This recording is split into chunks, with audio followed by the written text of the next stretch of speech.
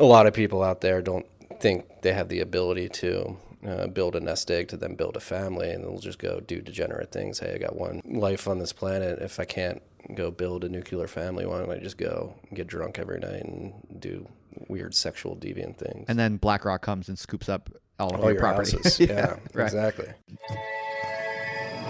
All right, what's up, everybody? This is Other Life. I am Justin Murphy. I just wanted to let you know that I write a free newsletter to thousands of people every week. It's where I publish my best work, I share events that you can come to, and much more. We have an insane private community around the newsletter, and it's free.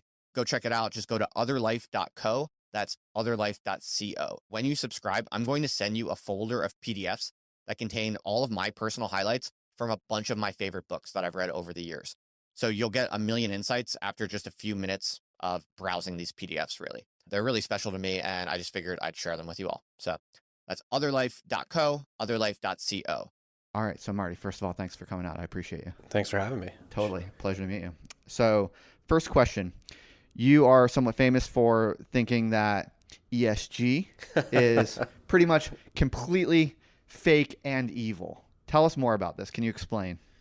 Yeah, I mean, fake and evil is definitely a good way to describe it. At the end of the day, it's communistic, which at its core I would argue is evil, because you have essentially corporations with massive amounts of money trying to essentially plan industry. I mean, ESG, they say, hey, we have all this capital and we have the power to allocate it to buy shares of companies, and then we can essentially get on their boards and direct how they operate as companies. And when you dig into how those companies, number one, attain that money, and what they're trying to do, it really does seem to be quite evil, because you have like the BlackRocks, the Vanguards, and other types like that, essentially getting passive revenues from people who are trying to put money away for retirement because they don't have a good money to save their work in, and they give all their money to BlackRock, and BlackRock by proxy is able to allocate that capital, buy shares of companies, and then BlackRock with those shares makes decisions for their end customer without their end customer really having any say in it. And so what ends up happening is they try to push these movements via their capital allocation strategies and their ability to attain positions in boardrooms to centrally plan industry, starting with the low-hanging fruit of environmental causes, but that's the E. Once you get to the SG, the social and the governance, that's when things really get weird, because they try to force social norms on whole industries. Right. So for people who aren't aware, it's basically ESG is basically this kind of government legislated move to enforce certain standards of social responsibility on economic phenomena. And in particular, there seems to be a conflict between the ESG camp and Bitcoin in particular, because Bitcoin is well known for using a certain amount of energy. So what is your kind of meta theory of like, what is ESG really? Like, what are they really trying to do? Control. Yeah. It's just control at the end of the day. You got central planning. I mean, and so the ESG people will argue it's not government mandates, the free market basically using capital to attempt to create outcomes in the quote-unquote free market. But we don't live in a free market because the money is centrally planned, the money is centrally controlled, and you're able to print money ex nihilo. The people who get access to it first are banks that have access to the Fed's window, and then BlackRock is getting favorable access to the Fed as well, and so they're basically contributing two ways from the money printer. Number one, they get access to the Fed directly, so they get the money first, and then they can go lend it out at an interest rate, which is not fair. And then number two, they basically erected this asset management structure that people are forced to participate in because they need to beat inflation. So they need your plumber, your teacher, your fireman wants to focus on their job, and they also want to be able to retire. And the only way they're going to be able to retire is if they give their money to somebody who says, all right, we'll take your money and we'll get you a return on that is beyond inflation. And so it's dual faceted, where they have access to the Fed, and then because we live in a society where you can print money ex nihilo, the average person can't simply save money in a good monetary good. And so they're forced to go out and speculate in the market, and they can't do it themselves, so they let BlackRock do it. And then BlackRock takes all that capital that's been given to them to speculate, and they use it, again, to buy shares and then dictate what these companies do.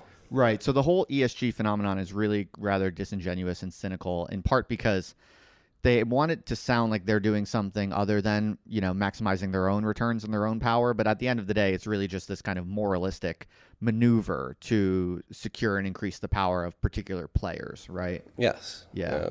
The Davos class, if you will, as some people like to call them. Right. And so the ESG crew is trying to gang up hard on Bitcoin because there's this perception that Bitcoin uses a lot of energy. Many have made the argument that actually for what Bitcoin gets you, it's a relatively small amount of energy. But one of the things I like about your attitude, Marty, and the way you come at this is that you really try to make no compromises. You're not trying to, sound nice. You basically come out and say, no, you know what? It's great to burn a lot of energy. I think for a lot of people, this kind of hits them and they're like, what on earth? How is this possible? I'd love for you to kind of back out that argument a little bit. Why is it actually positively good for humans to burn energy? I mean, just look around. I mean, you're talking into a mic. We have lights here. We have cameras. Right, it's great. Syndicate this to the world globally. And this is all built from energy as petroleum products. And the mics that we're using, the cameras that we're using, like humanity has only ever progressed if we find out ways to harness denser forms of energy. Right. But a lot of people would say that, of course, more efficient is better, right? If we can use less energy to do the same amount of cool stuff, that's better. And that's what a lot of people will think ESG is all about. It's about forcing people to, be more efficient. But that's not really the case, is it? No. Could you help people see that? No. Well, and so there's a concept out there in economics called Jevons paradox, and it's typically applied to oil and gas specifically, where it is true. Like when we find denser forms of energy, we are more efficient. We can do more with less energy. But it's called Jevons paradox because it's a paradox. You discover petroleum, you discover how to harness hydrocarbons, create combustible engines, and it's making our ability to be productive in levering that up significantly. And you think, we're becoming more efficient, so we'll use less energy. But it's a paradox because you find that because you're more efficient, there's so much more that you can do. And so they're going to use more and more energy. And this is, again, a good thing. I think that's another thing with the ESG movement, particularly in this climate hysteria that exists out there today, is that it's inherently anti-human because it just assumes that if you're using energy, you're bad. But I mean, any objective person that understands how we've gotten to where we are today cannot deny that we would not be here if we weren't using more and more and more energy. Like, we should be trying to harness as much energy as possible because it leads to human flourishing. And that's the one thing the ESG and the climate hysteria movement has done a really good job of. It conflates the increased usage of energy with pollution and the destruction of habitat, but it doesn't need to be that way. You can produce oil and gas in very environmentally friendly ways. The industry has gotten significantly better at mitigating oil spills and pipe leakages and making sure that people are able to access these molecules in a safe way. And actually, the best way to do that is to shorten the delivery of these assets. So being able to drill all across the country and send them through pipelines that are going to mitigate risk because they're not going as far as if you were to, say, import oil from Ecuador over a shipping lane, which is exactly what California does, where they have the ability in state to produce all the oil they need as an economy in California. Yet they have this crazy environmental policy where they're not allowing producers in state to produce oil themselves and use it locally, but they still have the same demand for oil year in, year out. It's around 600 million barrels a year right now, and instead of producing it locally, they import it from Ecuador, where producers there aren't as clean with their extraction methods. They're tearing down the Amazon rainforest, and then they're putting it on shipping containers that are using diesel and shipping it over water, where the likelihood for like a environmental disaster is significantly higher. So one of your positions is that the entire meme of renewable energy sources is basically a psyop, right? Oh yeah, it's all about control, right? It's like renewable. What is renewable? Like the words matter, definitions matter. Like there's nothing renewable about solar or wind. Yes, photons and air spinning, that'll happen until the sun burns out, or I don't know how wind would stop, but the mechanism by which you harness the solar energy and the wind energy are not renewable at all. Like solar panels are coal panels. At the end of the day, you need a significant amount of coal to make them. A lot of toxic chemicals. They have a relatively short life cycle. Similarly with wind turbines, you need a lot of cobalt, you need a lot of petroleum. And so there's nothing, the vernacular that the green movement throws at us, like really doesn't make sense when you come to actually try to define the words. There's nothing renewable. There's nothing sustainable. Everything comes with trade-offs, and wind and solar specifically, going back to energy density, it's a step backwards because you're going back to less dense energy sources. Right. So if people really cared about the environment, they would just be all in on nuclear. Exactly. Right. And they're not. Right. I mean, which shows that the ESG movement is really not about environmental protection and this kind of do-gooder, angle. It's really a cover for something much more sinister. Yeah, I do think these people are demonic and they want to control the lower substrates of the economic classes. And the way you do that, you control the money, you control the energy. And now we're finding money is extremely important for coordinating economic activity. One of the most important economic activities is getting energy out of the ground, producing electricity and getting that to the wider economy. And then we're also finding that energy is a key input in food, and it is hurting our food supplies globally right now because we've messed up our energy policy pretty terribly over the last 3 decades. And so if you control the money, the energy, and the food, you can control people at the end of the day. Okay, fascinating. And you use the word demonic. I'm curious kind of how literally you mean that. Do you have a kind of metaphysical riff on this? I'd love to hear it. Yeah. So I grew up Catholic. I was one of those Catholics who, I grew up in Philadelphia, and I got really, going into college, got really turned away from the church due to all the diddling that was going on in the Catholic Church specifically. And in college, I probably would have considered myself an atheist. But as I moved through my 20s, got married, started building a family, and then doing that in my own life, and then looking out at the broader world and seeing how degenerate society has become and all that, I have gotten back to my roots of like believing that Jesus's message is a good one, and we should live a life of virtue and have some of these more moral frameworks from which to operate. And it does seem like there's kind of a correlation, isn't there, between the ESG stuff and the really kind of degenerate morals, isn't there? Like, the Epstein crew is kind of like the same types of people as the ESG people, right? There is something there, isn't there? Oh yeah, I mean, they're directly right. connected. Right. Do you have a read on like what is that underlying, moral or ethical substrate that connects the cosmopolitan, ethically degenerate, sexual deviance and the moral grandstanding power seekers? I wonder what that kind of common thread is. Well, if you have a degenerate, so for the power seekers, if they want to seek power, you just create chaos, right? And a great way to do that is to incentivize people to live a degenerate lifestyle where they're living paycheck to paycheck.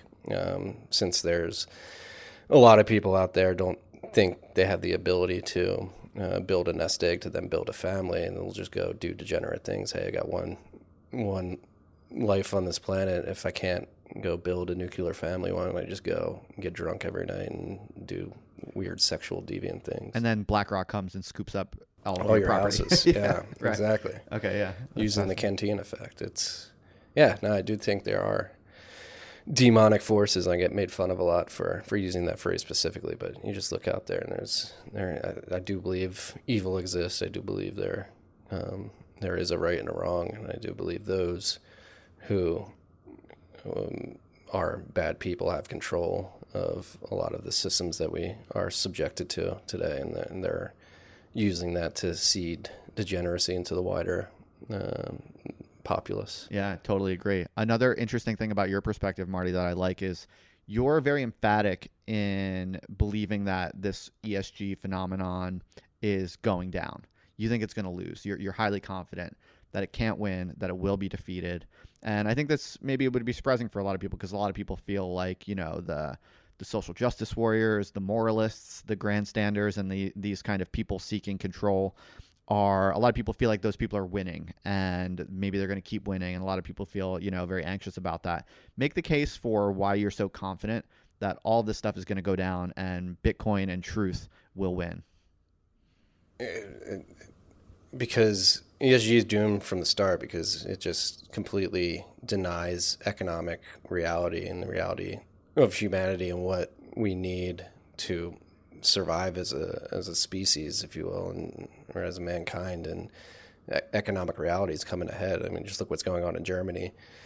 They were really, on the environmental side of things, they were really the first to make the move to wind specifically and decommission nuclear power plants and coal plants in favor of wind. And one can make a very strong argument that what's going on in Ukraine right now is only possible because Germany basically shot itself in the foot and moved away from reliable energy sources to unreliable. And Russia has all the leverage in the situation. We're like, hey, we know that you guys need our natural gas, so we feel confident that we can go invade Ukraine without you guys making a big fuss, because you need our energy at the end of the day. So that's the E. I think at the end of the day, once the lower level of Maslow's hierarchy of needs, energy and food, begin to decay, and they're not as reliable as they have been in the past, people begin to wake up and say, wait a second, what are we doing here? Like, why can't I turn my lights on? Why do I have to turn my air conditioning down in Texas, in what's supposed to be the energy capital of the United States, in the middle of winter? Why is the grid going down when we have a winter storm here?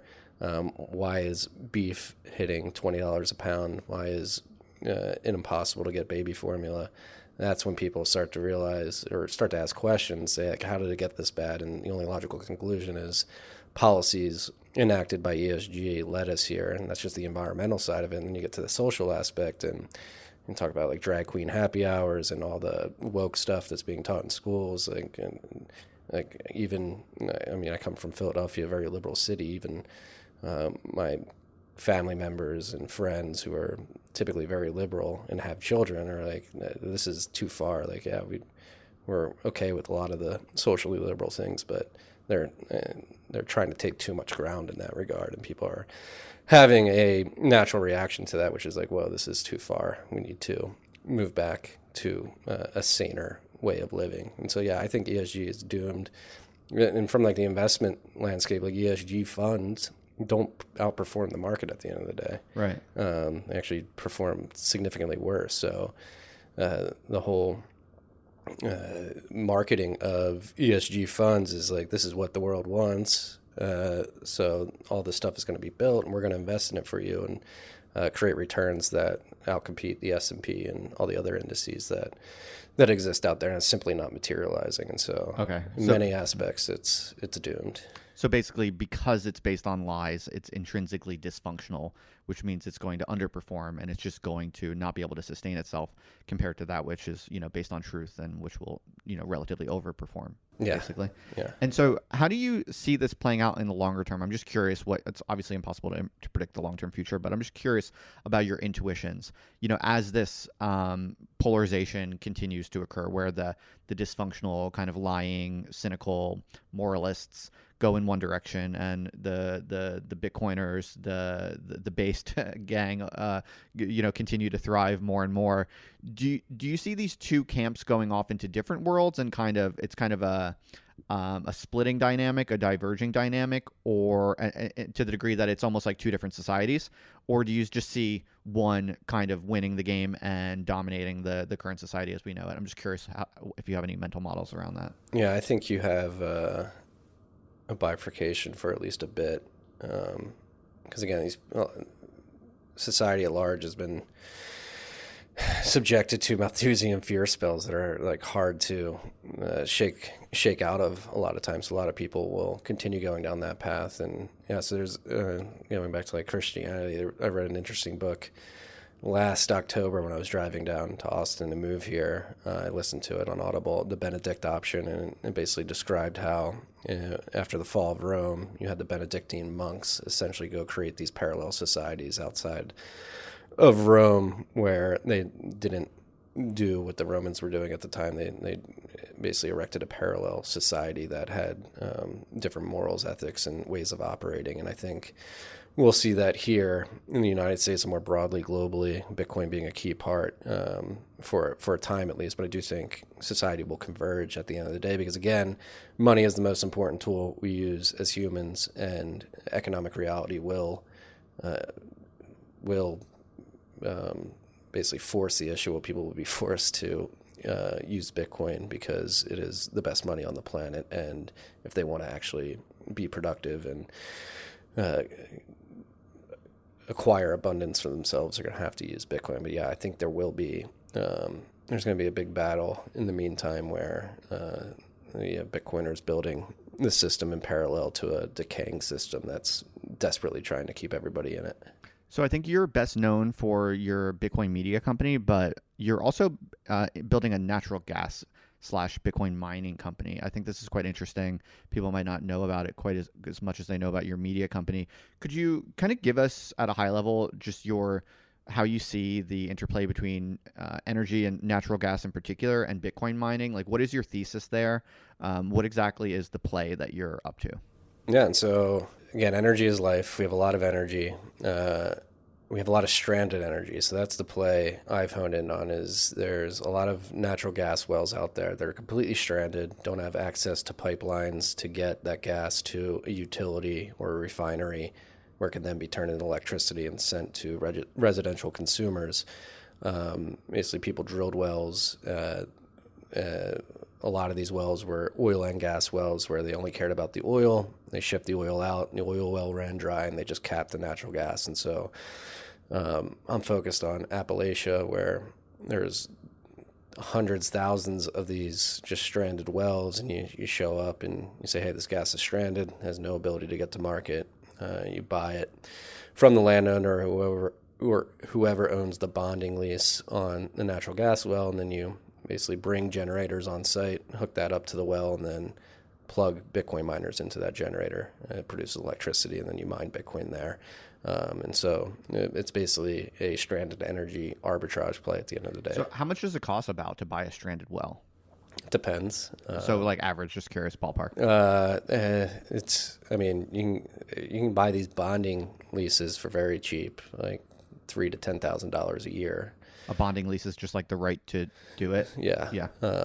And again, it depends on the scale of the well. I think a lot of the wells I'm going after produce a very small amount of gas. You can put like 15 to 50 miners on them, where a lot of the bigger mining operations here in Texas or 200 megawatts have tens of thousands in them.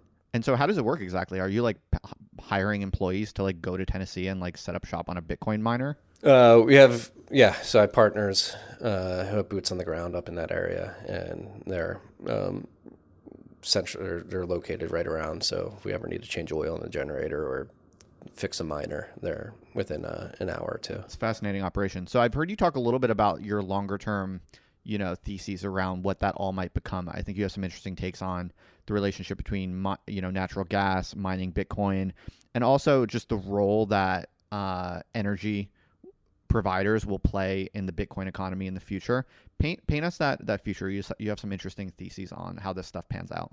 Yeah. So up until this point, 13 and a half years into Bitcoin's existence, it's really not until last year, 2 years ago, I would say, was it cemented in people's minds more broadly that Bitcoin is something that's here to stay and will be with us for the long run. And up until that point, up until recently, it's been Bitcoiners who've essentially been buying the computers necessary to mine Bitcoin and finding cheap electricity to plug them in and make Bitcoin and hopefully make a profit on that. Now we're transitioning into this period where it's obvious that Bitcoin's not going anywhere, and mining specifically helps energy producers monetize previously unmonetizable assets that they have. And so mining is a race to drive down your all-in cost of electricity, and the people, and what you need is cheap energy to do that, and the people with the cheapest energy are the energy producers. They can produce it the cheapest. And so this is chapter one of Bitcoin mining. I think the next chapter will be energy producers getting into Bitcoin mining in a big way, because they're now recognizing that the Bitcoin network provides them with a market which they can monetize their wasted energy resources directly on site. And so due to the fact that they can produce energy at the cheapest, and they have the largest incentive to monetize their wasted assets, I think what we'll see over the next decade is energy producers becoming the largest miners on the planet. And are you starting to see the traditional energy companies actually doing this, or is their lunch going to be taken by upstarts like you? Like, are you watching them actually start to do it? Yeah, no, that's the big question, is like, who becomes who first? Do Bitcoin miners become energy producers, which is, you can argue that's what I'm trying to do with my natural gas player, to energy producers become Bitcoin miners. I think it'll be a mix of both, but I think the energy producers will dominate. They are getting into it in a big way. Oil and gas specifically is really experimenting. I mean, I know I can count at least 5 publicly traded oil and gas companies that either have Bitcoin mining pilots that they've started, or are actually mining at a material scale already. May not be as public with it, but they're definitely doing it. So I'm curious a little bit more about the specific economics, because it's fascinating. So when you buy an average, stranded natural gas well, how long until that's profitable from Bitcoin mining? A few variables here. Yeah. It depends on when you get the ASICs, when you get the computers. So one of the wells that we acquired, we got live in January. I bought the ASICs for that in November of last year, and they were trading at around, I believe, $80 a terahash. And right now, that same ASIC's going for like $30 a terahash. So if I were to buy it today and plug it in, it would ROI within probably a year. The ASICs that I bought last November, depending on the price of Bitcoin, will probably take 18 months to 2 years. But if the price of Bitcoin rips, right, and hash rate lags a bit, you can ROI a bit quicker. So there's variables. You have the ASICs, the power generation, and then the price of Bitcoin. So that really dictates when you're going to get that return on capital. Okay, so The Other Life, is a small media company, an independent media company. So I want to also look under the hood of your media operation, which I find also very interesting and impressive. I guess my first question, though, before we dig into that is, how do you do all these things at the same time? I'm curious. What's your everyday life like? How are you running a media company and this like pretty sophisticated, creative natural gas play? Tell us about your operation. Like, what kind of teams are you running? How are you managing this? What's your everyday like? It's very chaotic. I'm not the most organized person in the world, and so I basically just wake up and say, all right, what the hell do I need to do today? But yeah, I mean, the media company, content is so high leverage. I was telling you before we record, like, I started at Barstool. I started the podcast at Barstool. I'd sneak into the studios and record after hours. I worked there selling podcast ads, and then at night I would record TFTC. And it's love him or hate him, Dave Portnoy does have a good work ethic. And one thing he always talked about was like, blog never sleeps, just show up day in and day out. And so I've been writing my newsletter since June of 2017. Podcast started in September of 2017. I've been writing almost every day during the week and recording at least 1 or 2 episodes of the podcast every week for the last 5 years. And what that has allowed me to do is create a network where I have all these people in the Bitcoin space who come on the show. We become friends. We talk about different parts of the industry, and I'm sort of able to leverage that network to begin delving into these other areas outside of the media company. Okay, so the media was really kind of the base from which you're doing these other operations. Yes, I mean it helped me develop. I guess you could say like people trust that I know what I'm talking about and understand the dynamics of Bitcoin and the different variables at play within the overarching ecosystem, and so that has opened doors for me from a networking perspective to be able to get in to these areas. But I never envisioned it would turn into this. It's sort of just evolved naturally. I started the newsletter in June of 2017. It was because the price of Bitcoin was going up. I've been into Bitcoin for a while. My friends and family knew who I had been, and they were just incessantly texting, calling, emailing me. And I said, all right, I'll write this newsletter, and you can get a drip of Bitcoin information every day. That evolved to people like, hey, you should start a podcast. So I started a podcast, and then it was like, hey, do you want to get on this mining operation? I was like, yeah. And I also work for a venture fund in the Bitcoin space as well. And undoubtedly the media allowed me to get to that point too. It's really interesting that you had your start with Barstool. I don't know if a lot of people know that, because in my research on you, I didn't come across that, but that's really fascinating. I'm curious, what else did you learn from Dave Portnoy? No, well, going back to like ESG, like you can't give a fuck what people think about you. Right. Authenticity is key. Whether you like Dave's authenticity or not, you can't deny that he's authentic. And that's something I've tried to apply to the newsletter and the podcast. Just be authentic. Like, hey, here's what I know about Bitcoin. Here's what I think about Bitcoin. Here's what I'm seeing. And I think that's really helped me develop a really good relationship with my audience, and is why the podcast has grown to what it is today, and the newsletter as well. Is being authentic. And a lot of the content in Bitcoin up to that point was like highly technical and a bunch of computer nerds. I love you computer nerds, but like I tried to bring like a different voice to it, where it was like your average Joe who really didn't want to dive into how SHA-256 mining works, or the interaction of the gossip network of Bitcoin nodes works. It was just like, I don't want to say dumbing it down, but putting it in a way in which other people could access the importance of Bitcoin and what it's doing today. Totally. And you mentioned also before the importance of volume and consistency. You learned that from Dave Portnoy. Have you really been doing like every day since that beginning, or like what's your cadence? What is your kind of scheduling rhythm that you've been doing?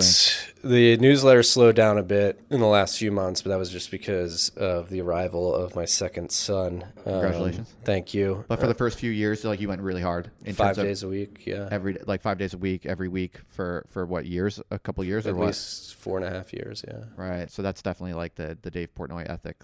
Got to go hard, consistently, high volume. Yeah. And you feel like that really can make or break like the lift off of a media project. Yeah. I mean, it took us probably the podcast is the easiest to gauge like the growth, because you see the downloads. It probably took us 3 years to get our first 1 million downloads, and we did 1 million downloads in the last 2 months. And I think it's just that momentum keeping it up. And then on top of that, like it's selfishly, like the consistent cadence is good for developing an audience, but it's also forces you to like stay up to date with what's going on and stay sharp in terms of what's going on in development of the Bitcoin world and its impact on the broader world. And and the content has changed a bit too, sort of evolved over the years, where we'll talk in the newsletter and on the podcast about things that are tangential to Bitcoin and not Bitcoin specific, like energy and the ESG movement and the World Economic Forum and ranching and all these grassroots movements that are beginning to metastasize as people react to the increasing like central control of the world. And is the newsletter all you, or do you have people helping write it or edit it? No, that's part of the brand. I just write it, don't even read it, and post it. And okay, nice. So it's still all you. Mm-hmm. Yeah, fascinating. That's really cool. You told me a kind of funny story before we started recording about a Dave Portnoy story. Do you want to retell that?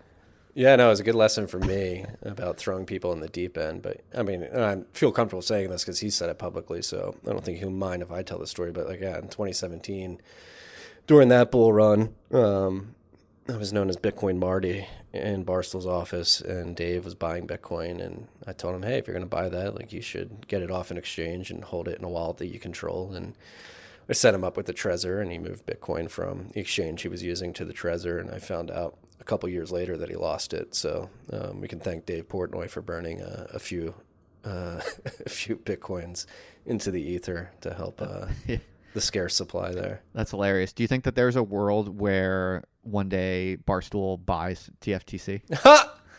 I don't know. I love Dave. I love Barstool. I do not agree with the gambling tilt they have, though. So I don't know if I would. Oh, right. He's gone hard into that, hasn't he? Yes. Yeah. The gambling again.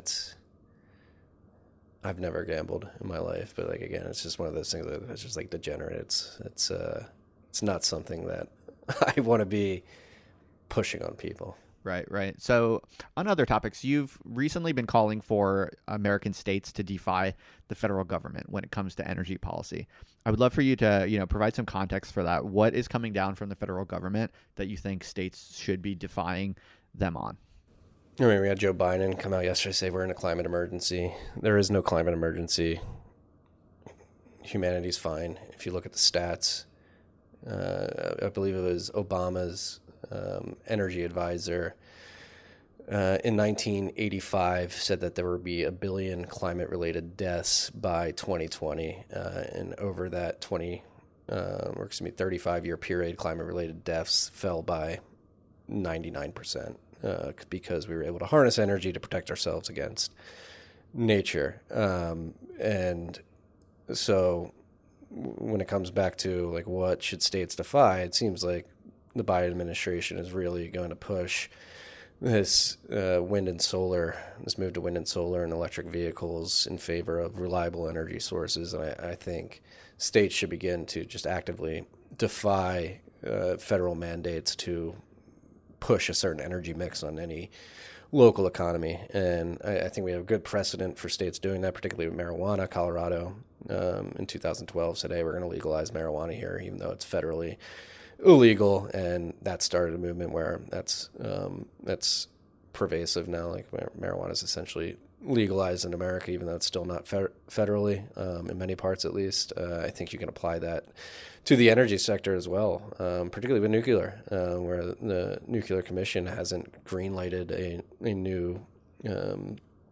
nuclear power plant in decades. And I think states should just say, hey, we're not going to try to get through the red tape of this federal nuclear commission. We're just going to start spinning up nukes because it's blatantly obvious that they're, with modern day technology, they're safer than ever, and they produce the densest form of energy that we have at our fingertips right now. And so I think Texas is a great state to do that, especially considering the increased demand on the grid and the problems that this grid has been having. A few more nuke plants spread throughout Texas would go a long way to alleviate that problem. And I would highly encourage Greg Abbott and anybody in the Texas state legislature to begin just saying, all right, we're not going to wait for the Nuclear Commission to greenlight nuclear power plants down here. We're just going to build them. Is that something that private companies you think could just do in a kind of legal gray area or something? Well, no, not right now. I mean, there's one company called Oklo, OKLO, and they're building these small modular reactors, excuse me, that range anywhere from 1 megawatt to 10 megawatts of generation. I think they may even be able to go higher than that, but they're at the cutting edge of this technology in terms of it being safe and efficient and most importantly modular. And they have been trying to get through all this red tape for years. And I think only a couple of months ago they had the Nuclear Commission say, not good enough. Like, you guys can't go and sell your products commercially. And so there are private companies out there building this technology. They're just being completely handcuffed by the federal government. I wonder if there's some way to make companies like that just go completely off the financial grid with super state-of-the-art Bitcoin, but also zero knowledge stuff, kind of try to create some kind of absolutely impenetrable economic shell for a private nuclear company to just kind of shoot out in front of the entire economy or something like that. Well, I think that's the way to do it, right? Because the most effective way that governments will shut down anybody trying to disobey the federal mandates is cut off their access to banking. And it happened with marijuana in Colorado and other states like that. But marijuana industry can handle that with cash. I don't think the nuclear industry could do the same, because the amount of cash they need to store would be extremely high. So yeah, I mean, the best thing for them to do to bootstrap, and this is actually an idea that a couple people I'm very close with have talked to with Oklo, is basically what they want to do is go replace diesel generation in isolated areas like in Idaho and Alaska, and they'll show up and basically put their modular reactors down and create transmission lines to get it so the residents can receive electricity from the reactors. But they have a problem where it takes about 18 months to build out those transmission lines, so those reactors sit there for 18 months not making any revenue, so it's not really economical. And what you could do is you can plop them down, build out the transmission lines over the course of 18 months, and in that 18 months, hook up a Bitcoin mining operation to the reactors and make Bitcoin, make revenue while you're waiting for that transmission line to get built out. Transmission line gets built out, you peel the miners off, rinse and repeat. That is to incentivize the bootstrapping of and the viability of those projects. But then you just take it to another layer where you just strictly transact in Bitcoin. Like if you want to buy electricity from our reactor, you have to pay in Bitcoin, and then they have a Bitcoin hoard on their balance sheet that they control, and private keys that they hold, and there's nothing the government can do to stop them from accessing money. So I do think there is a future in which, excuse me, that's possible, but it's going to take a lot of balls. You're overtly disobeying one of the most powerful forces on the planet right now, but I do think that's what we need right now. Sounds cool. Yeah. Maybe someone listening to this will take up the call. So are you bullish on fission? Are you excited by this, or no? I'm not well versed enough to make sure. like a. I'm just curious. I mean, I hear people say they are. I don't know. Well, I think there's an interesting question I've never heard anyone discuss about. It's like if fission is figured out and energy becomes virtually free, how does that affect proof of work? It's just a kind of an interesting question. That's a good question. Yeah. I don't know that anyone has really thought that through, but yeah. In any event. So, okay. Yeah, I would fall back on there's no such thing as a free lunch. There will be some. And now I'm playing this out in my head too. There is stuff you can do with the waste heat of the ASICs. So you can use that heat to generate another revenue stream, whether you're using that heat to boil water to clean water somewhere, or heat a greenhouse. But again, that's not as profitable as mining Bitcoin. But isn't it the case that mining, if it somehow became on net profitable, it would that would break proof of work, wouldn't it? It's like it has to be costly for it to make sense. That's the whole game theory of it. Yeah, and that's the beauty of the difficulty adjustment in Bitcoin. Like if it ever does get to that point where most miners are unprofitable, they'll turn off, block production will slow down, and then the difficulty will fall, making it more profitable to mine Bitcoin for those who plug back in. Right. Fascinating. So are you bullish on Texas as a state? Do you feel like it's one of the best places to be on these fronts of, state independence, of, taking chances against, the edicts of the federal government? From what you're seeing in the state of Texas, from the people and just what you're watching, are you bullish or are you concerned, or what's your view? A mixture of both. Very bullish on the ethos of Texas and private property rights and come and take it, and that sort of mentality that exists down here. But going back to energy, I think there's a lot of malincentives in the Texas energy markets, particularly around wind and solar. You have we've mentioned the grid problems that Texas is having, and they're trying to solve that by building out immense amounts of wind and solar in West Texas, and that's not going to solve the grid problem because you're just adding unreliable energy capacity. You can build out hundreds of gigawatts of wind and solar at the end of the day, but if the wind doesn't blow and the sun doesn't shine, that hundreds of gigawatts of capacity is not going to produce electricity, so it's not going to help the grid. At the end of the day, again, I think Texas needs to build more nukes, more natural gas power plants. And I do think the renewable energy credit grift that is very much alive down here is adding some negative externalities to the grid that will it could make things a bit precarious down here, especially as people flood the state from California and the Northeast like we did. I think Texas really needs to hone in on how to actually create a reliable grid, and you do that by creating reliable baseload, not building out wind and solar. That's the only thing I'm worried about in Texas. But other than that, yeah, I think the spirit of the Republic of Texas is strong. I do think they will figure out their grid problems when push comes to shove, and I do think if you want to be in any state that's going to put up a fight against the federal government that's trying to encroach on your freedoms, Texas is the place to be. Nice. Well, I'm sure Greg Abbott listens to this podcast. So there you go, Mr. Abbott. So I know something else that you're interested in is the future of Bitcoin for media monetization. Obviously, you have a media company. Obviously, you're focused on Bitcoin. And this is something you're thinking a lot about. I understand that you're actually building a project in this area. You're trying to use Bitcoin to hopefully improve how creators or media producers monetize content. This is something that's very interesting to me and my audience. I have a lot of writers and creators in my audience, especially people that are kind of defecting from traditional institutions to do creative and intellectual work independently.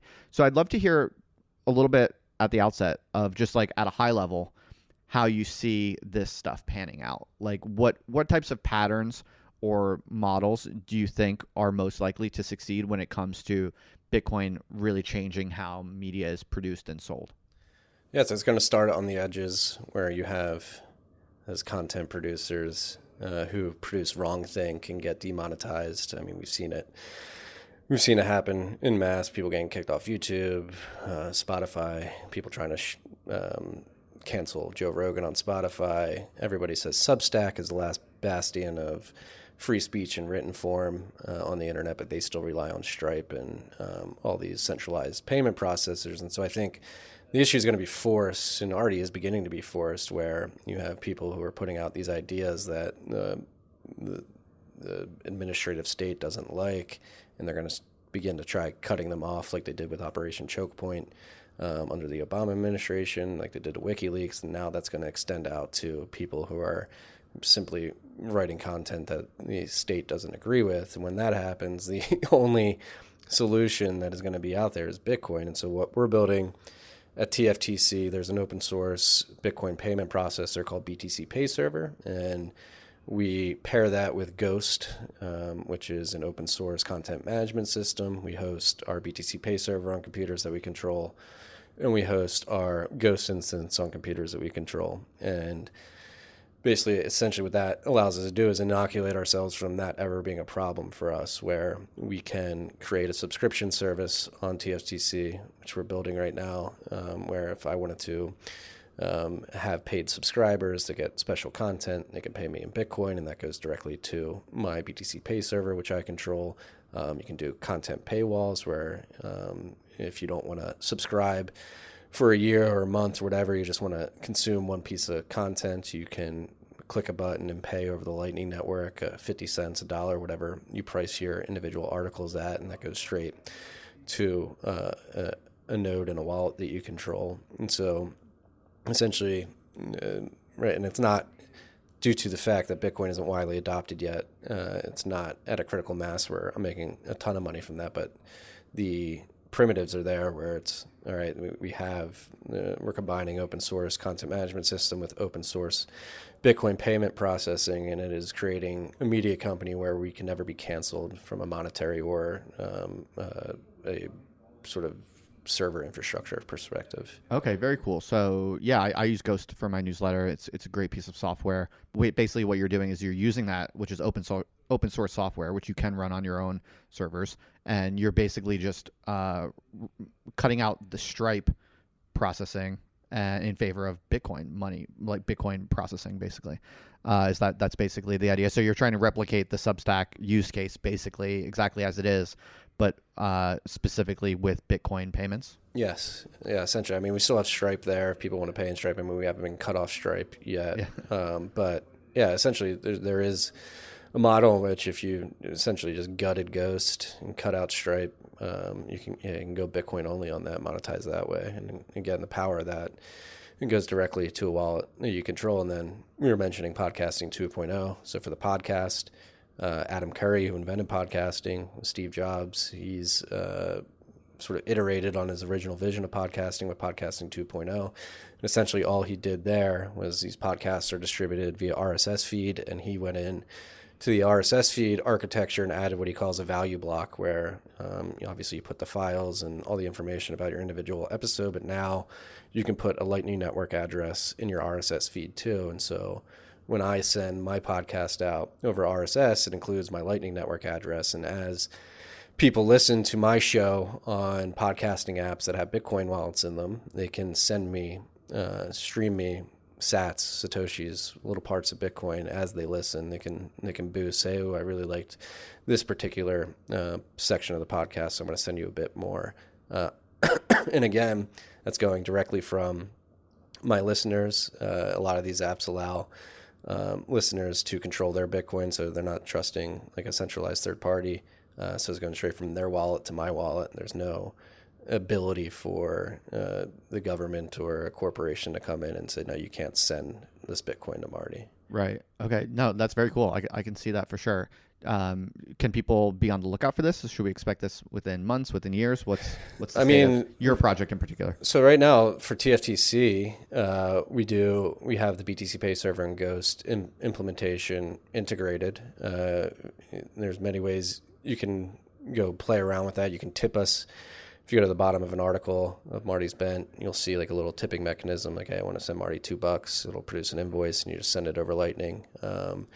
We have had a few issues that we've tested out with our paywalls per issue is 25 cents right now. We were just wanted to see if people would use it. It has a lot of Bitcoiners have used it. But yeah, the developer I'm working with, he's essentially over the course of this summer, and it's not a shame, but like he's a full-time, he's working at a very big tech company full-time, and this is sort of his side project that he's helping me out with, but he's working to package it in a way where anybody who wants to spin up a Ghost instance can easily integrate like BTC Pay server, and they can go to Ghost, integrate with BTC Pay server, and do this themselves out of the box. I think that's exciting. That makes a lot of sense to me. I'll definitely be on the lookout for that. So, I mean, I think what's interesting about this discussion is that even if one is kind of hardcore Bitcoin only, it is kind of interesting to see what's going on in the Ethereum space with the creator tools in particular. You know, I think even if one doesn't like Ethereum for any reason, you do kind of have to admit that in terms of shipping cool products for creators that you can actually use and make money with, there is pretty interesting innovation and actual shipping going on in ETH. What's your read on that? Do you see any threat where like somehow ETH kind of continues to dominate the creator tooling, or do you just think eventually all of that's going to get eaten back up by hyper Bitcoinization? What's your mental model for the long term in that regard? Yeah, I think ETH's an extension of the degeneracy that exists in our world today, and I think Ethereum's a doomed project. I think it's especially with their transition to Ethereum 2.0, it's a prototypical second system syndrome problem. I don't think they're going to be able to do that successfully. I mean, they might merge, but I think they'll find the Ethereum network specifically is caught between a rock and a hard place where, again, going back to proof of work, it's all about the energy. Bitcoin's won the energy game. It's going to win the digital money game. If Ethereum does transition to proof of stake, they're competing with people that have already done it better, whether it be like Solana, other projects. But then when coming back to like the individual content creator tooling, like I think it's just, again, going back to extension of degeneracy in the broader world, it's like NFTs and I don't know, it's just very clout chasey to me, where like podcasting 2.0 and what we're building at TFTC, it's not it's if you, with podcasting 2.0, you send us as many sats as you want to. If you're getting value from the podcast, we're not like creating a scarce token where we're going to have our audience like bid for it so that they can say like, look, I own this, and like I'm the best TFTC listener. Like I don't want to create that clout chasing model, which I think a lot of the NFT monetization schemes are creating. I think the way podcasting 2.0 and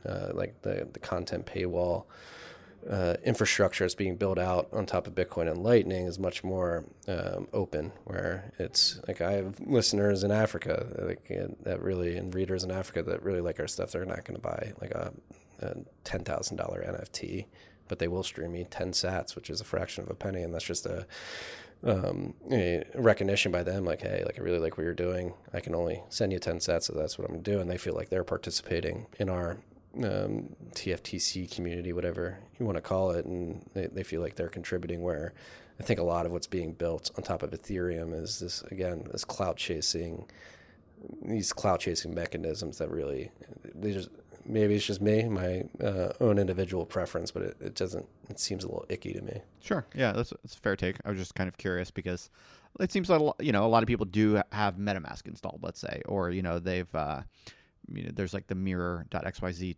blog tool, which is, kind of interesting, has some real features, like kind of a lot of features by this point. So I was just curious if you see that as, and that kind of a little bit of a head start in terms of users normalizing their behaviors when it comes to content, paying for things, blogging with these types of tooling. I was just curious if you saw any kind of, threat or competition there, or not really.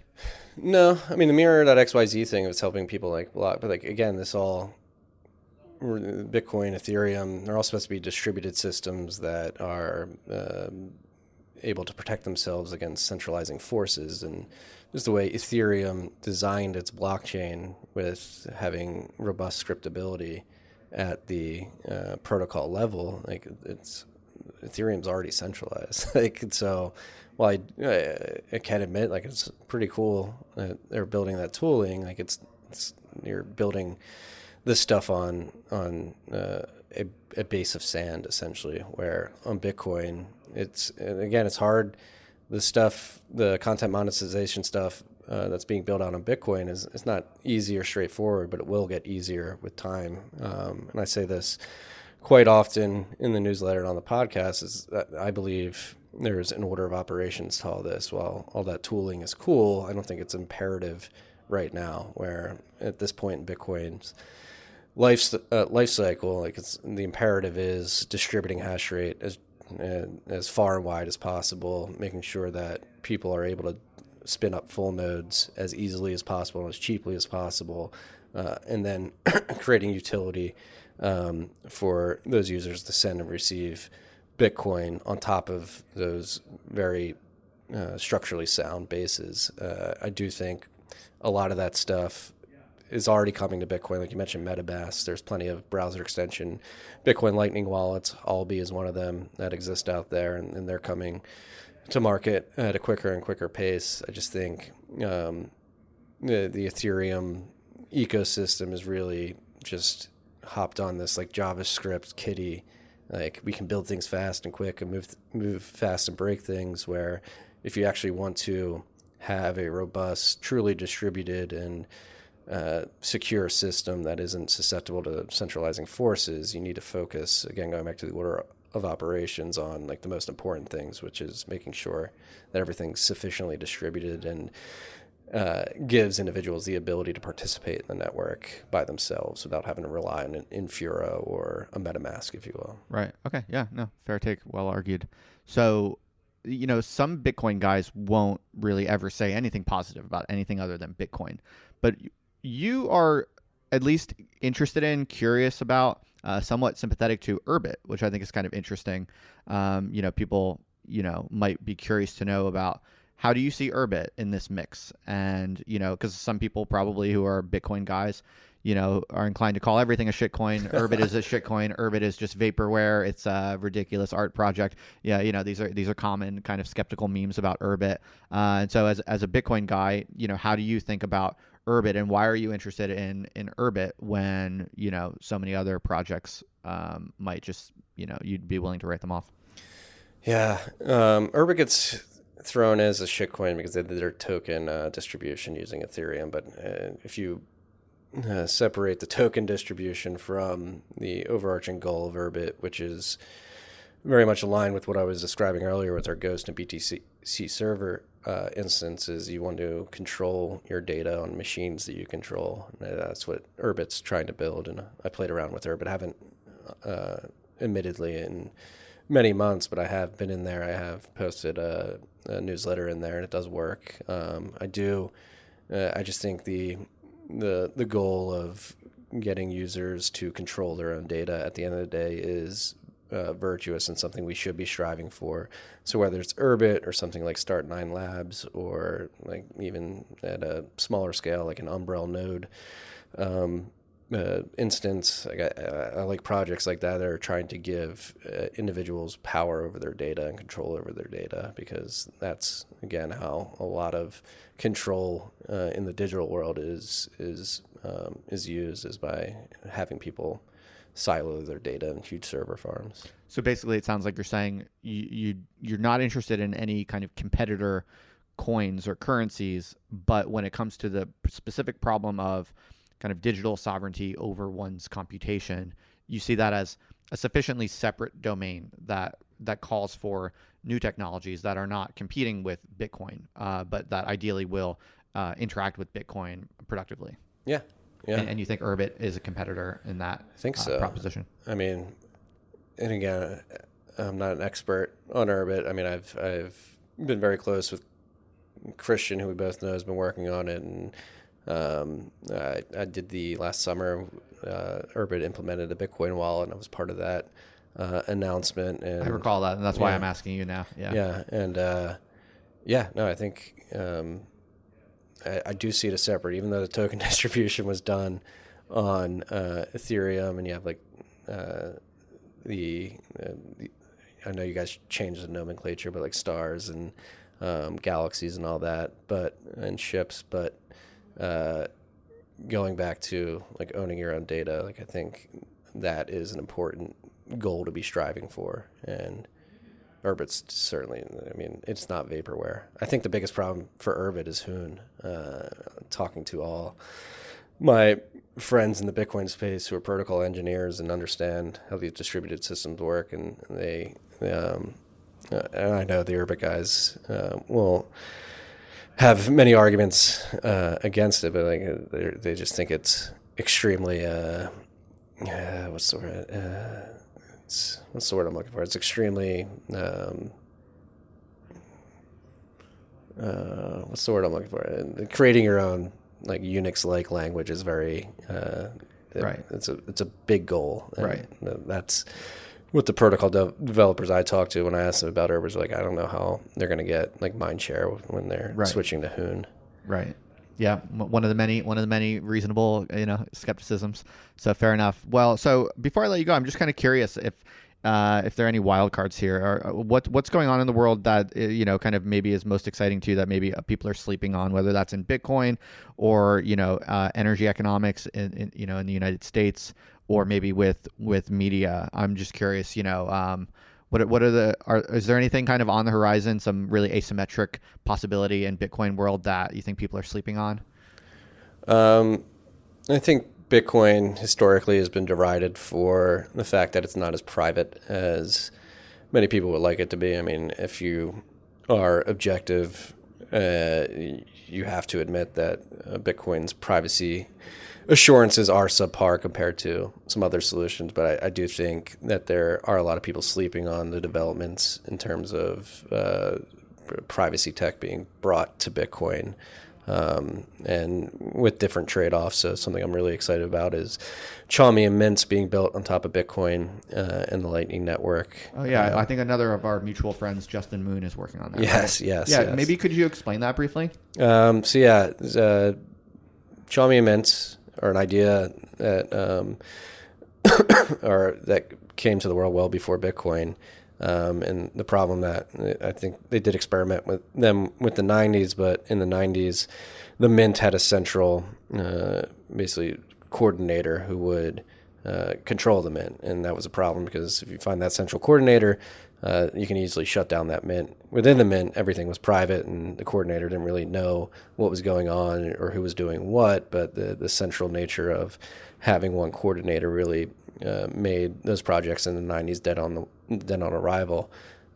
Now, via Bitcoin, and particularly multi-sig, you can create Chaumian mints using federations. So instead of having one central coordinator for a mint, you can have dozens. You can have N of M. You can have a number of coordinators that are geographically dispersed, anonymous, whatever it may be, and they can basically control this mint, and so it's much harder to shut down. And so Eric Syrian, as a developer, has been working on a protocol called FediMint, which is an open source protocol that will allow you to build these federations, these Chaumian federations on top of Bitcoin. And essentially what that will do is bring more privacy to Bitcoin, but with a trade-off. It's not fully custodial, where the end user doesn't have full control.